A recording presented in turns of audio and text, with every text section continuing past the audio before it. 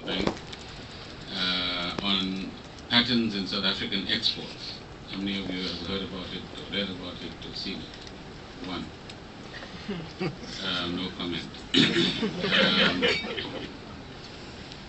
Now this report suggests that, or it actually reports, doesn't suggest, 90% of South Africa's exports come from 5% of our companies.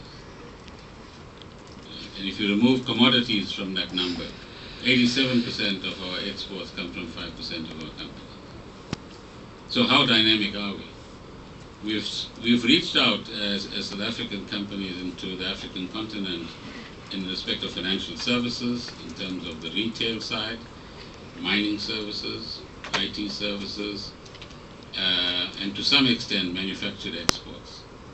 But there's a lot more that needs to be done, and a lot more diversity that's actually required.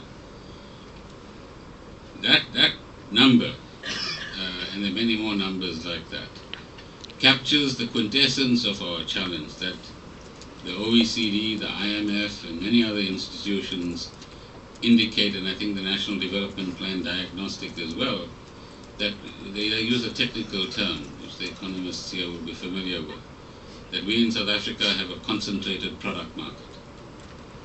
Basically, that means that we have, in many areas of our economy, an oligopolistic environment.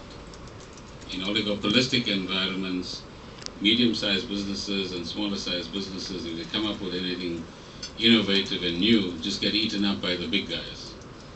And what you don't have is an adequate spread of big business, medium-sized business, and small businesses. And if some of you are involved in the small business area, I see a few people nodding, you'll know that there's a very narrow space that you actually operate within. If you take another country like Germany, where it's the medium-sized companies that are highly technologically advanced, focusing on manufacturing, let's call it high technology capital goods, but they export their goods to the rest of Europe, 60%, but also to emerging markets like China and elsewhere in the world.